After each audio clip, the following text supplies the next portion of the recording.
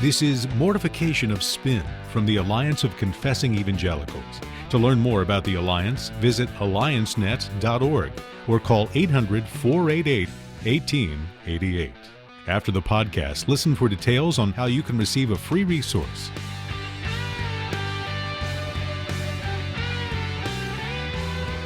Well, we're here today in the underground bunker facing something of a crisis in the Mortification of Spin team. She Who Must Be Obeyed has brought some very disturbing information to my attention.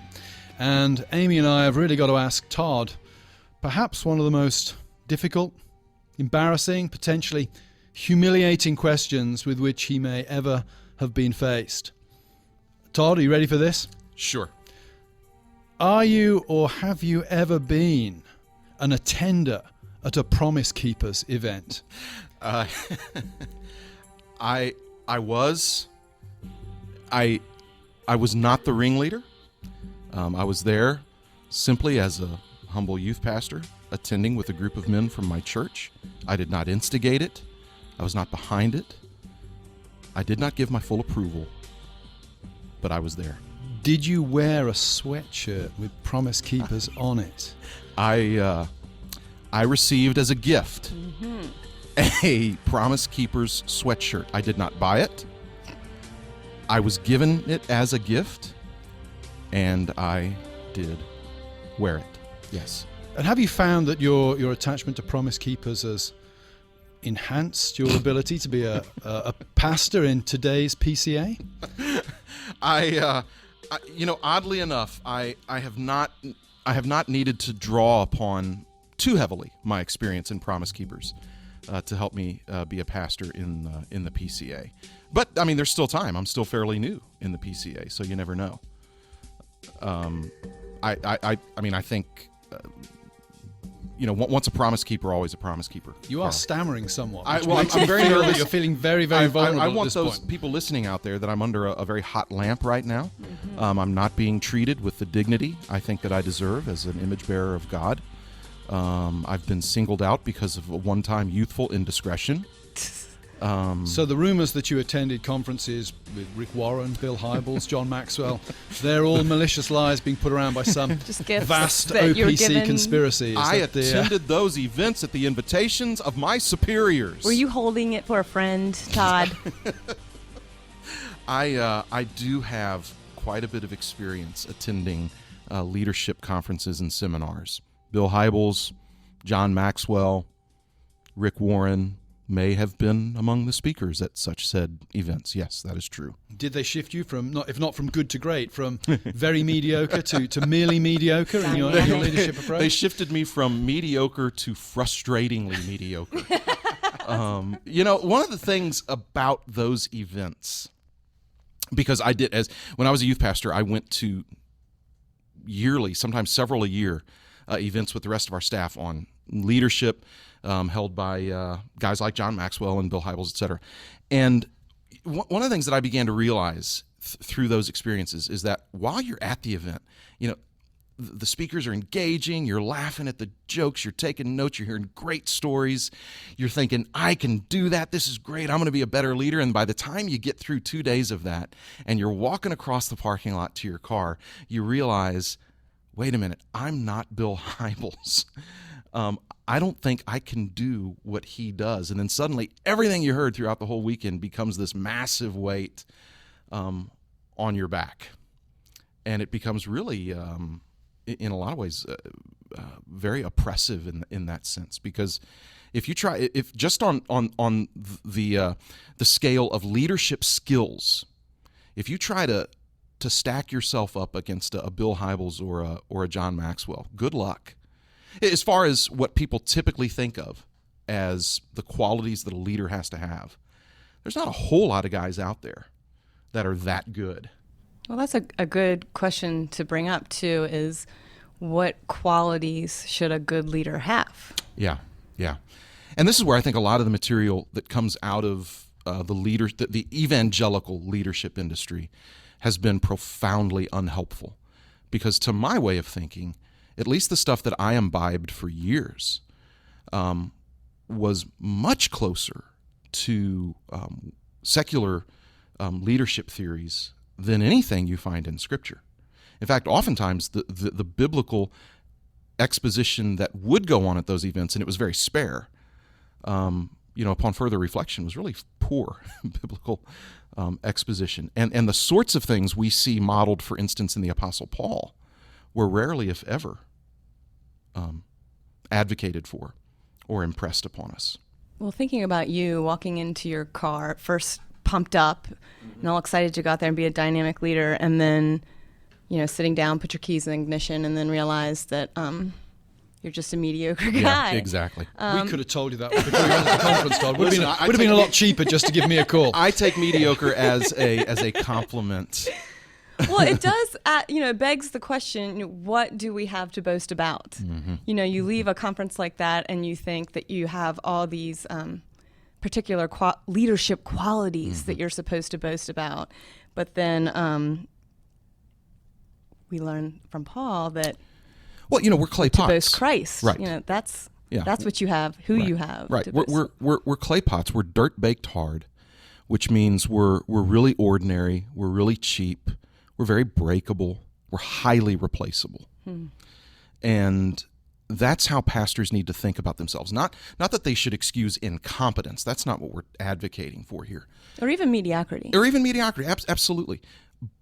But leadership in the church is wholly different from leadership in other environments. I mean, Carl, you know what leadership is like in a seminary, which is not a church. It's a nonprofit organization that has a lot of parallels with certain kinds of business leadership, and that's a good thing, rightly so.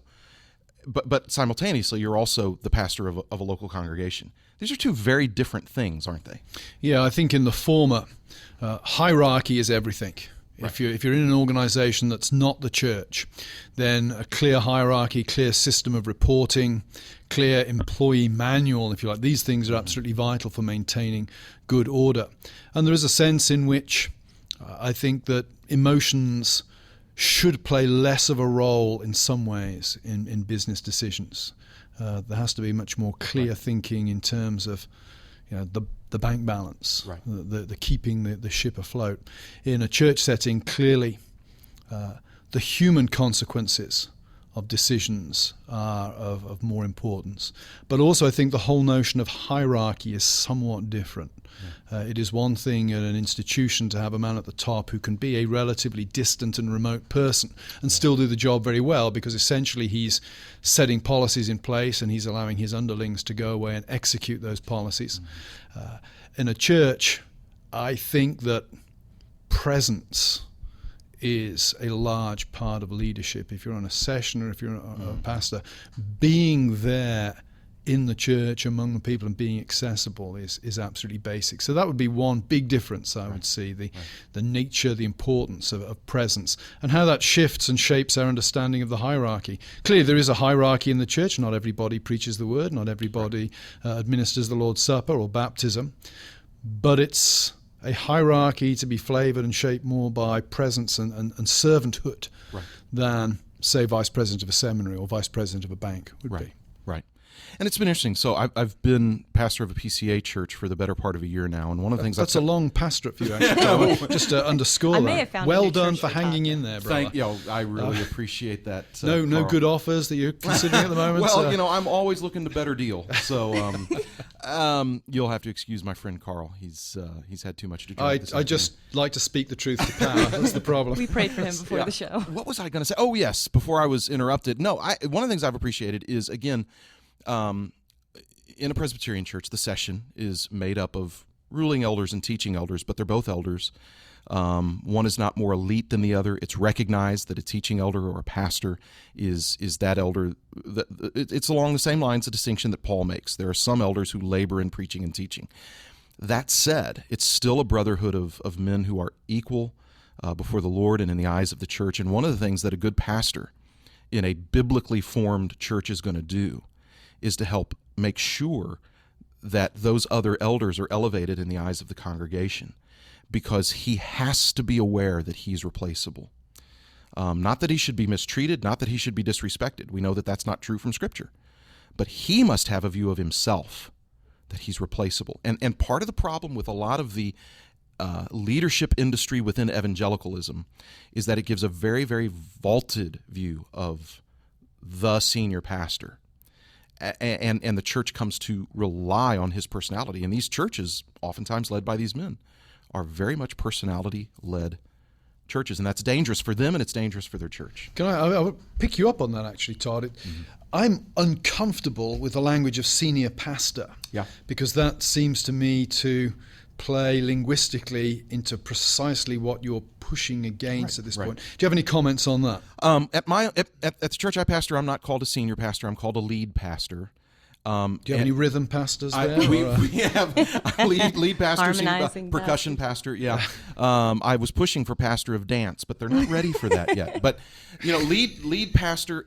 So they chose that title precisely because they wanted to try to distinguish this guy who was going to lead the staff and be the primary preacher without calling him, quote, senior pastor for that reason. But they had the same hesitancy. They're not comfortable, and I agree with them in some of the language that's oftentimes connected with that senior pastor.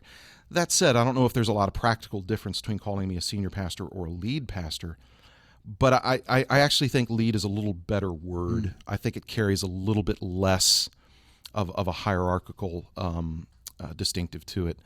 Would you agree with me that executive pastor is an abomination? Absolutely. Good. Yeah. Michael Horton gives a really good illustration of the eldership in the church in his book, Calvin and the Christian Life. I know I just quoted from there before, but he says, a good pastor attaches the sheep to the great shepherd, not to himself. And then he gives this illustration that Calvin gives on how the elders and the pastor are like the groomsmen at a wedding. And so they know the difference between themselves and what belongs to the bridegroom. And I just thought that was such a good visual picture because so often it is personality-centered, and the executive pastor, we start to combine the person with the office so much that we forget who our true leader is, Jesus Christ, and they take that position. Yeah, I think that's a really good point because one of the things that the pastor has to do is he has to realize that he's a man under orders. He's under the lordship of Christ. He is to represent Christ at all things. And part of the challenge, of course, for the man who is in pastoral leadership is because he's a sinner, because he's wrestling with his own sanctification, and because if he's fortunate enough to be in a church that is very kind to him, that says very kind things to him, which is the way it ought to be, that still presents a layer of challenge because the danger is that I'll begin to believe my own press, and I'll be that guy who says, my mom was right. I really am special. Keep hanging around with us, brother. We'll make sure that doesn't happen. I spend time with Carl Trueman because I know that he'll never say anything to encourage me. So that's helpful. That's helpful in that sense. But I am compelled by the difference in the Apostle Paul's approach to his self-understanding as a leader in the church, and that which is oftentimes advanced in leadership events hosted by churches. And so Paul, I'm thinking about 1 Corinthians chapter 2, in that very autobiographical section.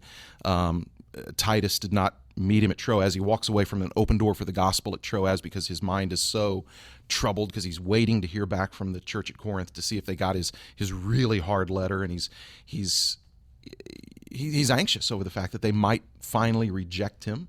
He's depressed over this, but then he immediately shifts and says, "But thanks be to God who always leads us in triumphal procession in Christ."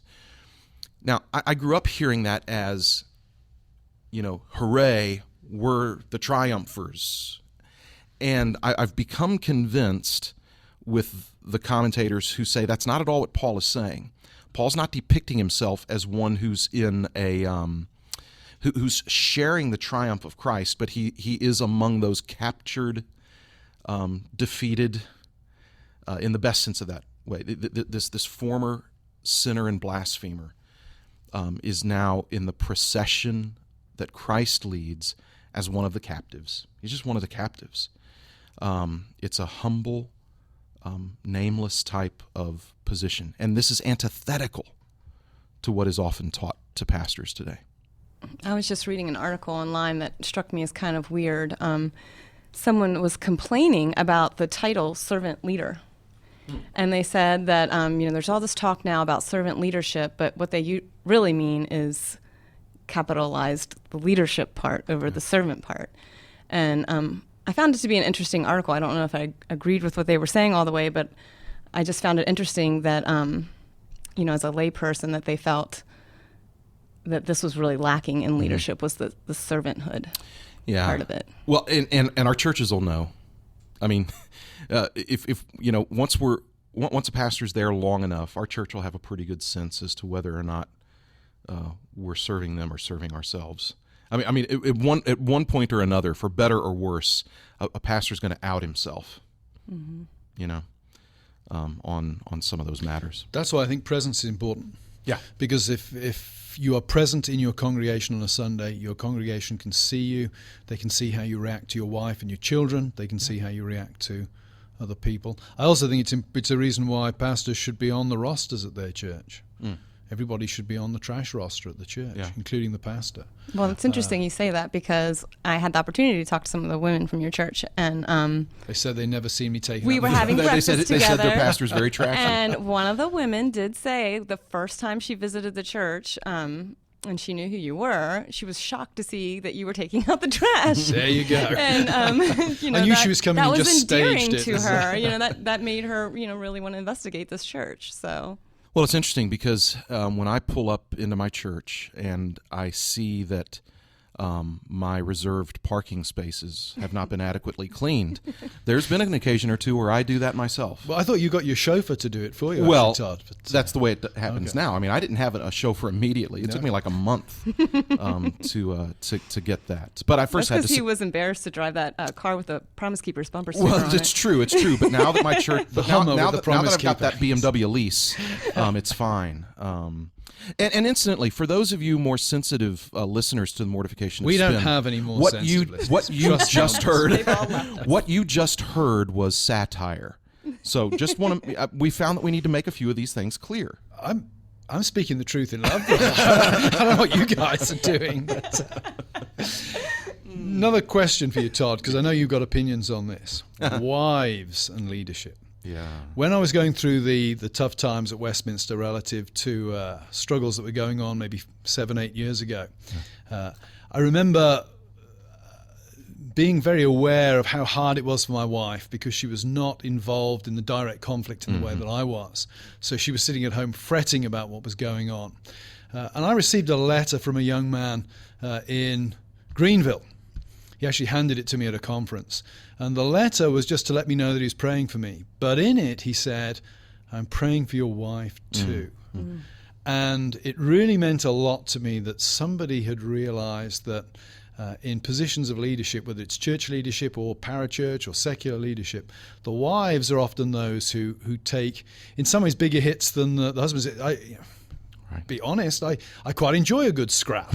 My wife does not enjoy sitting at home knowing I'm having a good scrap somewhere. What have you done in your ministry to, I know that you've been through some terrible times relative leadership, and I've been in the room when Karen has, I remember in that restaurant when we came down for your installation, it was clear to me what a huge toll recent events had taken on Karen. What do you do as a church leader to help protect your wife from the sort of garbage that's going to routinely and sometimes not routinely come your way? Well, one mistake I made in a place recently where I went through a really difficult challenge. The first mistake I made was I didn't tell her anything. And so, but because were you trying to protect her? I was trying to protect her. What was the reason? Well, and there were people that were biting at me and pursuing me, and I didn't want her to have a low opinion of those individuals, and I didn't want her to know that I was being embattled. And so I didn't tell her anything. Now, that's a mistake. Now, I don't think a pastor should tell his wife everything, because she hasn't necessarily been designed to bear every single burden he has to bear. That said, he needs to tell her some things, because she's going to know. And I happen to have a terrible poker face, so she knew I was miserable. She just didn't know why I was miserable. And so I had some help to begin talking to her about what was going on. And it so happened that she did a really good job of helping me bear those burdens. And here's Here's what my wife did that was one of the things that my wife did that was really helpful. She would insist that I first consider giving this person or these persons the benefit of the doubt when I didn't want to. And so instead of pouring gasoline onto the smoldering wounds I had, she would pour water, which I've noticed in ministry a lot of wives don't do. And so she did a very good job of that. So I moved from an unhealthy position, not telling her anything, I think, to a better place of being able to share some of these things. And I found out that she actually held up quite well. Now, after it was all over and the smoke began to clear, it was clear that she had shouldered some really heavy burden through that whole thing. And it had taken a toll. It had taken a toll on her emotionally. And the Lord's been very gracious. But the point is that it's a fantasy. If a pastor thinks that that he can get through these things without his wife having to bear these things, he's kidding himself. Because even if he doesn't tell her, she knows something is wrong. And it's best for him to at least give her some of the details so that she doesn't leap to wrong conclusions. Like, does he not love me? Is that why he's not talking to me?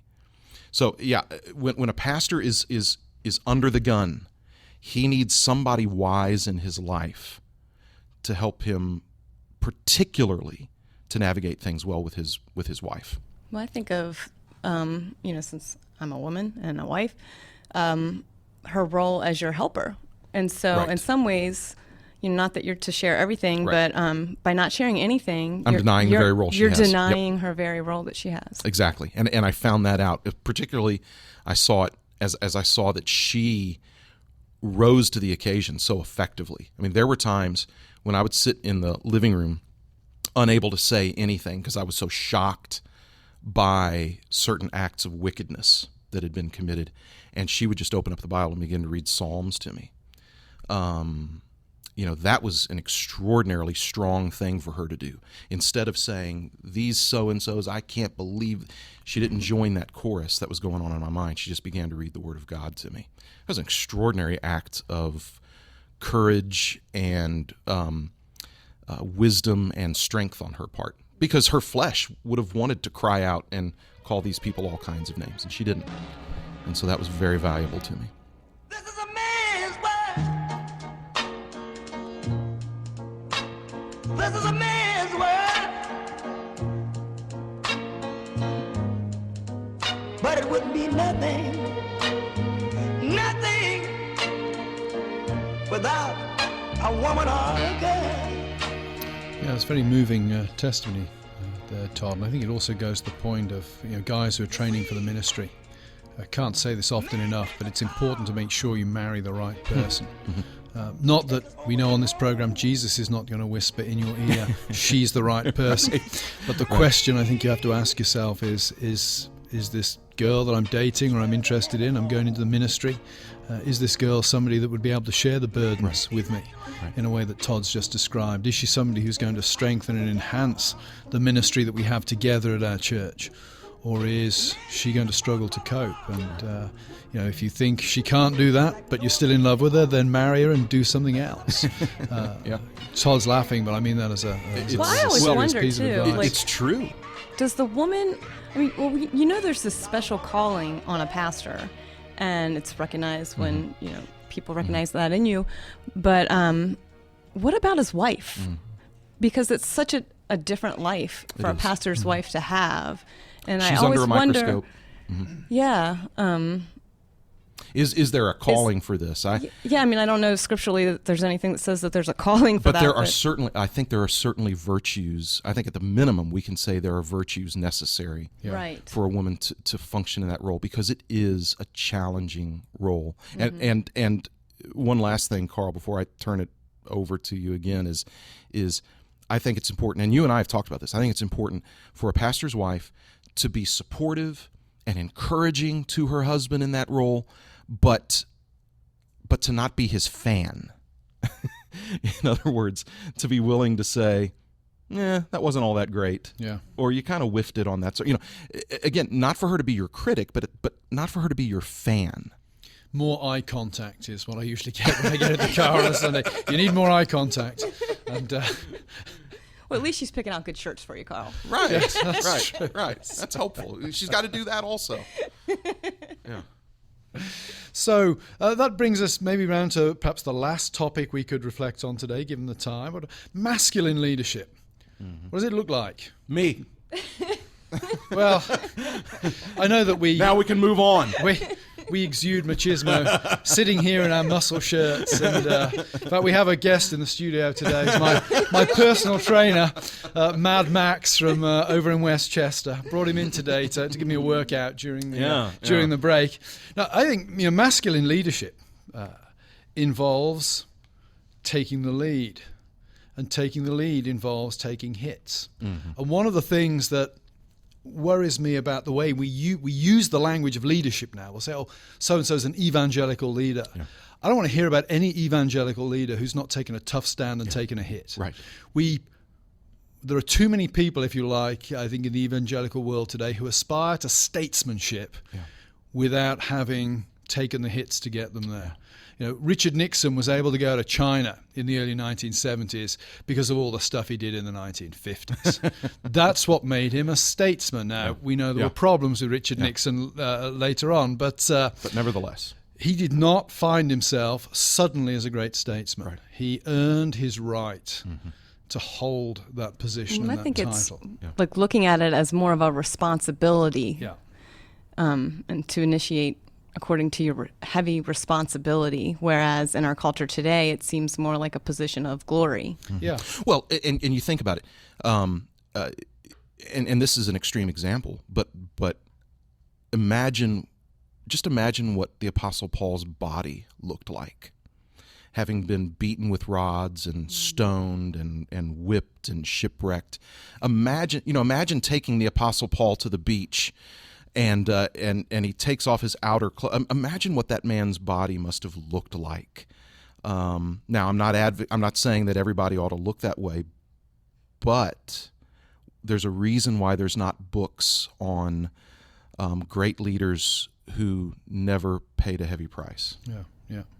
And the phenomenon we see in the evangelical world of whenever there's a crisis or a problem in the leadership of some of these groups, the bosses remain silent and they leave the underlings to whack the critics. Right. It's ridiculous. Yep. And it's not biblical. No. Could you imagine a husband doing that with his wife? Sure. Yeah. It's absolutely true. So, well, we're really glad that you took time to listen to this episode of Mortification of Spin. Hope that these are helpful conversations for you. We have a lot of fun with it. Continue to check out the website for the Alliance of Confessing Evangelicals, and consider giving support to that worthwhile ministry. Again, you've been listening to Mortification of Spin. You can check out our website, mortificationofspin.org, where we have casual conversation about things that count. And for Carl Truman and Amy Bird, I'm Todd Pruitt. We will talk to you later. Bye-bye.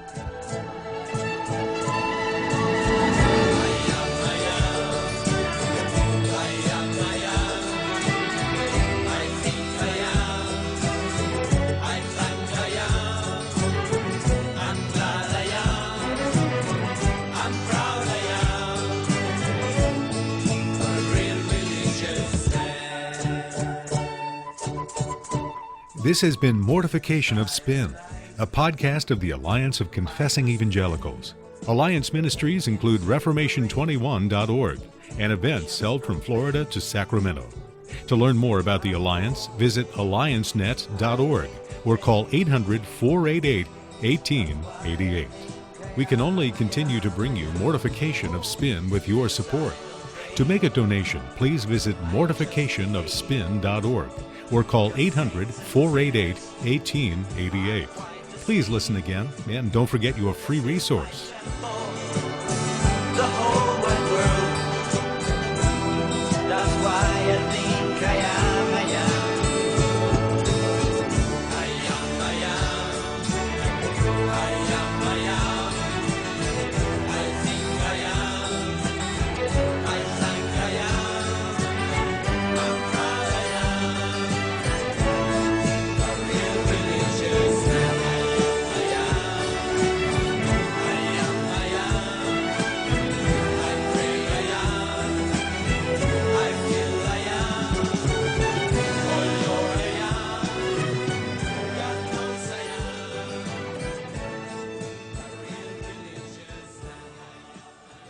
I attended those events at the invitations of my superiors.